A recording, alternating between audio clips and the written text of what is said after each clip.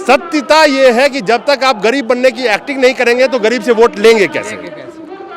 तो जितना बड़ा एक्टर गरीब बनने का आप एक्टिंग कर सकते हैं कीजिए, आपको कुर्सी मिलने की संभावना उतनी रहेगी, लेकिन गरीब जनता वहीं की वहीं आपको नजर आएगी।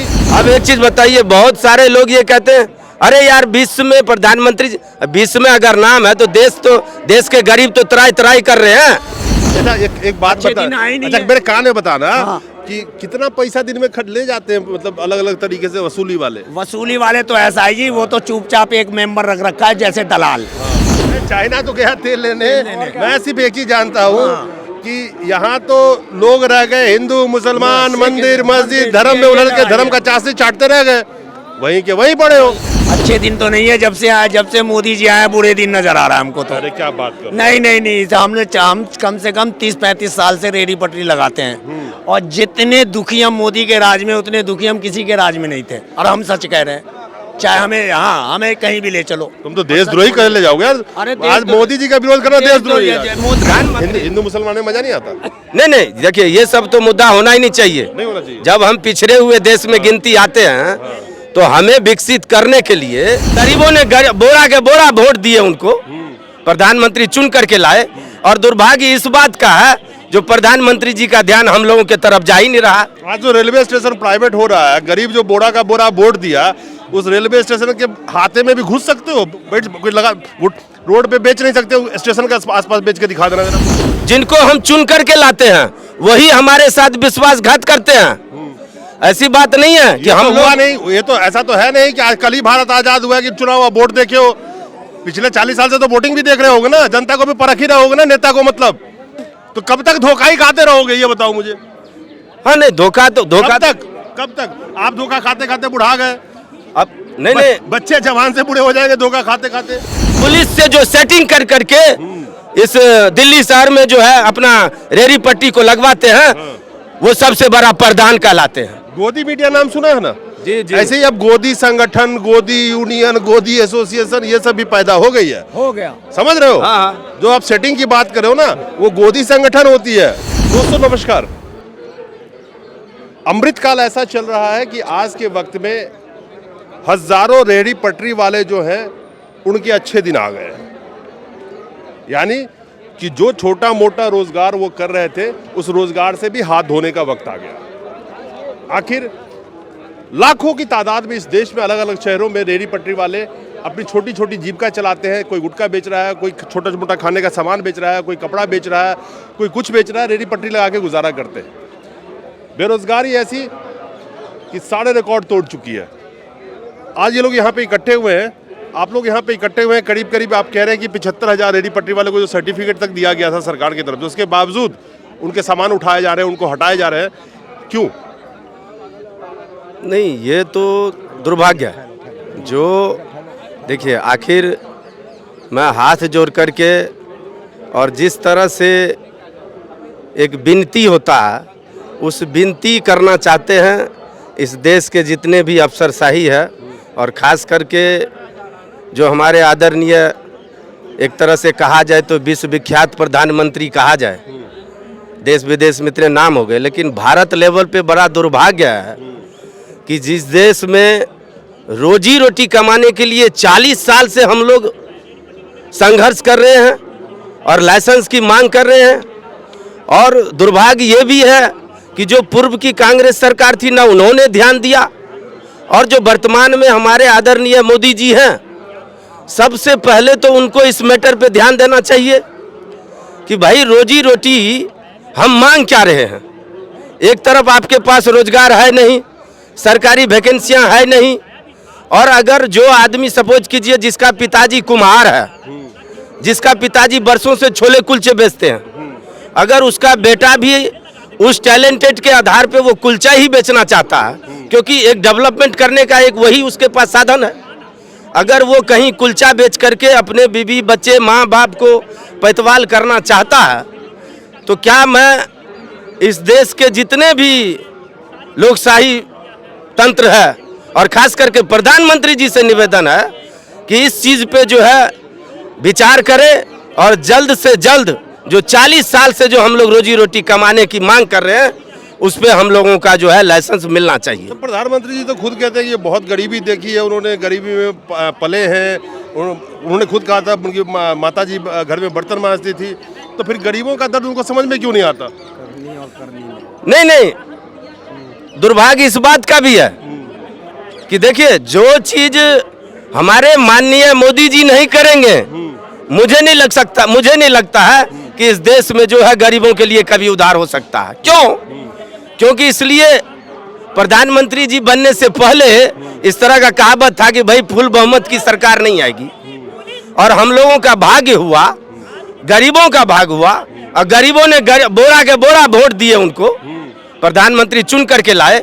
और दुर्भाग्य इस बात का है जो प्रधानमंत्री जी का ध्यान हम लोगों की तरफ जा ही नहीं रहा। आज जो रेलवे स्टेशन प्राइवेट हो रहा है, गरीब जो बोरा का बोरा वोट दिया, उस रेलवे स्टेशन के खाते में भी घुस सकते हो, कोई लगा रोड पे बेच नहीं सकते हो, स्टेशन के आसपास बेच के दिखा देना जरा मुझे। नहीं तो यही जो अदानी अंबानी के हाथ में दिया जा रहा है, जी, जी। उस स्टेशन पे घुस के दिखा देना जरा। नहीं, मुश्किल है, आप सही कह रहे हैं कि यही सब चीज तो दुर्भाग्य है कि जिस फैक्टर पे गरीब आदमी है। और मैं एक चीज और चीज सिंपल सी बात रख देना चाहता हूँ कि जो व्यक्ति दिल्ली शहर में पूर्वांचल की राजनीति करते हैं, अरे भाई आपको पॉपुलेशन के बारे में पता है?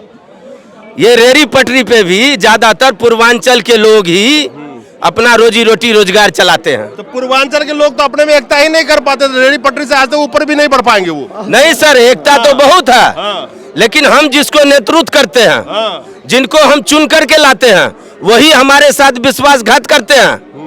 ऐसी बात नहीं है कि हम हुआ नहीं, ये तो ऐसा तो है नहीं कि आज कल ही भारत आजाद हुआ कि चुनाव वोट देखे हो। पिछले 40 साल से तो वोटिंग भी देख रहे होगे ना, जनता को भी परख ही रहे होगे ना, नेता को मतलब। तो कब तक धोखा ही खाते रहोगे ये बताओ मुझे? हाँ नहीं, धोखा कब तक आप धोखा खाते खाते बुढ़ा गए? अब नहीं, बच्चे जवान से बूढ़े हो जाएंगे धोखा खाते खाते।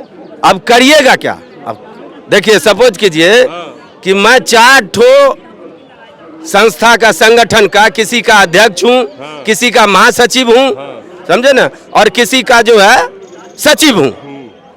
मेरी बात को जो सामाजिक संगठन है उनके बात को बिल्कुल परवाह नहीं किया जाता है, और जो पुलिस से मिल करके जो साठ गांठ करके दोस्ती करते हैं, उसे सबसे बड़ा सामाजिक संगठन माना जाता है।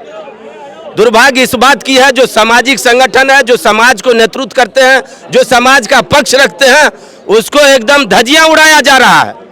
और पुलिस से जो सेटिंग कर करके इस दिल्ली शहर में जो है अपना रेहड़ी पट्टी को लगवाते हैं, वो सबसे बड़ा प्रधान कहलाते हैं। गोदी मीडिया नाम सुना है ना? जी जी। ऐसे ही अब गोदी संगठन, गोदी यूनियन, गोदी एसोसिएशन, ये सब भी पैदा हो गई है। हो गया, समझ रहे हो? हाँ। जो आप सेटिंग की बात कर रहे हो ना, वो गोदी संगठन होती है, समझ रहे हो? हाँ। खैर, आप कहाँ से आए हैं? हम उत्तम नगर से आए हैं सर। अच्छा, क्या मुस्कुरा रहे हैं? अच्छे दिन आपके आ गए? अच्छे दिन तो नहीं है, जब से मोदी जी आए बुरे दिन नजर आ रहा है हमको तो। अरे क्या बात कर? नहीं, हम कम से कम 30-35 साल से रेहड़ी पटरी लगाते हैं, और जितने दुखी हम मोदी के राज में, उतने दुखी हम किसी के राज में नहीं थे। और हम सच कह रहे हैं, चाहे हमें कहीं भी ले चलो। तुम तो देशद्रोही कर ले जाओगे यार। अरे आज मोदी जी का विरोध करना देशद्रोही है। मोदी का नाम लेते ही देशद्रोही हो जाता है सब, ये तो ऑलरेडी है ही है। जो मोदी के खिलाफ जाएगा वो अंदर होगा। अच्छा। और हम बीजेपी से ताल्लुक रखते हैं, लेकिन उसके खिलाफ हैं। अच्छा। ये अन्याय के खिलाफ हैं। अच्छा। क्योंकि गरीबों की सुनवाई नहीं हो रही है। अच्छा। हम रेहड़ी पटरी लगाते 30-35 साल से, और कम से कम 20-25 बार हमारी दुकान तोड़ गए एमसीटी वाले। पुलिस वाले कम से कम 75 बार तो पुलिस वाले आते हैं परेशान करने के लिए।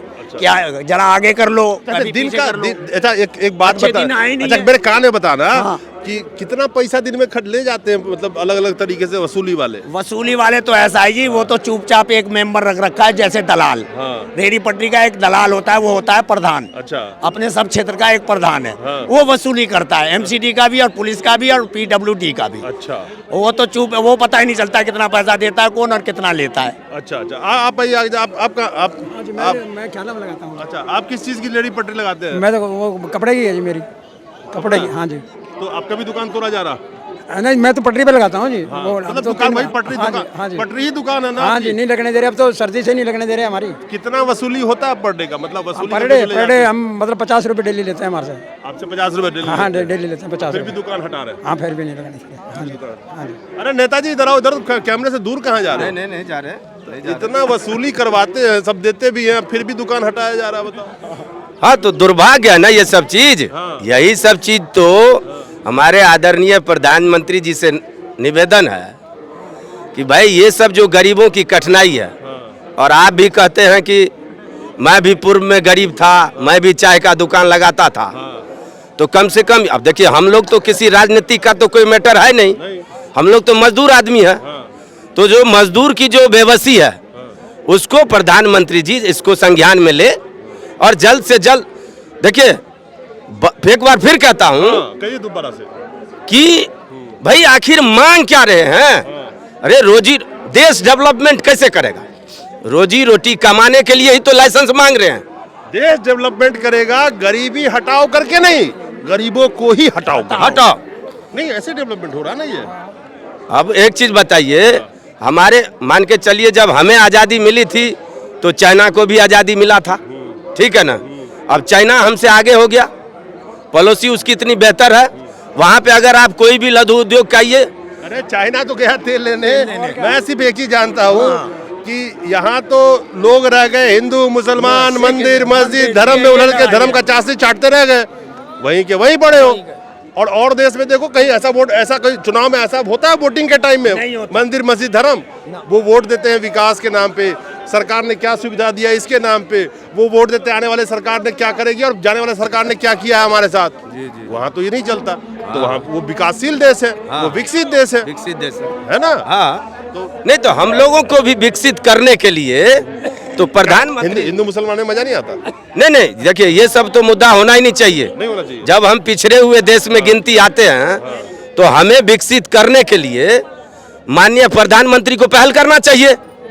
अरे मुट्ठी भर आदमी से विकसित करने से थोड़ी ना देश विकसित होगा भाई। यस, ये बात अगर जिस दिन जनता को समझ में आ गई, पूरा देश विकसित करने से देश विकसित होता है, मुट्ठी भर आदमी विकसित होने से देश विकसित नहीं होता। विकसित नहीं होगा, मुट्ठी भर विकसित होते हैं तब। और टोटल देखिए अब एक चीज बताइए, बहुत सारे लोग ये कहते हैं अरे यार विश्व में प्रधानमंत्री, विश्व में अगर नाम है तो देश के गरीब तो त्राई त्राई कर रहे हैं। देश के राजधानी में मैं कह रहा हूं आप चलिए मेरे साथ गली गली, जितने शोषित और वंचित लोग दिल्ली में है ना, उतना मुझे नहीं लगता कि इस टाइम बिहार में भी है, क्योंकि टोटल बिहार के जितने भी गरीब गुरबा लोग थे वो तो कमाने के व्यू से बाहर आ गए, और आप उसी जगह पे जो है उनको सुरक्षित नहीं कर रहे हो। तो फिर आखिर देश, और देखिए जिस नीति से अब हमारे माननीय प्रधानमंत्री जी को भी 10 साल होने को जा रहे हैं, हो सकता है तीसरा कार्यकाल भी मिल जाए, लेकिन आज भी गरीब जो है आस लगा करके बैठा हुआ है। हमने कई संगठन चला करके गरीबों का सर्वे किए और हमने दिखा दिया, हमने प्रधानमंत्री जी को कई दफे अपने लेटर पैड के द्वारा गरीबों के प्रति जो हमने बहुत सारी प्रश्न रखा कि सर इस तरह से चला जाए तो गरीब का विकास होगा, लेकिन ना रोजी रोटी पे ना उनके आवास पे 2022 का नाम कह रहे थे कि भाई 2022 में हर किसी को घर देंगे। इसी जंतर मंतर से मकान नहीं मिला तुम्हें? किसी को भी नहीं मिला, किसी को भी नहीं मिला। एक भी आदमी जो बिल्कुल गरीब आदमी है, इन्होंने मकान देने का कंडीशन इतना हार्डली कर दिया है जो गरीब आदमी ले ही नहीं सकता है। और बैंक वाला 10,000 लोन लेने के लिए 10 चक्कर कटवाते हैं। अब 10 चक्कर अगर कटवा दिए तो अरे भाई 5,000 रुपया तो उसकी मजदूरी हो गया, और अगर आपने 10,000 रुपया दे भी दिया तो 10,000 तो रुपया आप ले रहे हो, तो फिर गरीब को आप मजबूत कर रहे हैं कि गरीब को आप कमजोर कर रहे हैं। चलिए कुल मिला के मैं आपको एक चीज ये दिखाना चाहता हूं इन शॉर्ट कि ये वही जनता है जो जब वोट का टाइम आएगा तो बसों में भर भर करके बाबू भैया कह के इनको ले जाया जाएगा। इस देश में जो सरकारें बनती है और जो कोई भी उस गद्दी पे बैठता है, कुर्सी पे बैठता है, वो बैठता है इन लोगों की वजह से। ये वही 80 करोड़ जनता के कैटेगरी वाले हैं, 5 किलो अनाज वाले। लेकिन एक बार कुर्सी पे बैठ जाने के बाद चाहे आप जुमला कोई भी कर लीजिए, क्योंकि जब वोट आता है तो सत्यता ये है कि जब तक आप गरीब बनने की एक्टिंग नहीं करेंगे तो गरीब से वोट लेंगे कैसे? तो जितना बड़ा एक्टर गरीब बनने का आप एक्टिंग कर सकते हैं कीजिए, आपको कुर्सी मिलने की संभावना उतनी रहेगी। लेकिन गरीब जनता वहीं की वहीं आपको नजर आएगी, चाहे आज की बात कर ले या 1947 के बाद से गरीबी हटाओ नारा की बात कर ले, गरीब आज भी वहीं का वहीं है, कहीं गया नहीं है। और बदतर हाल। नमस्कार।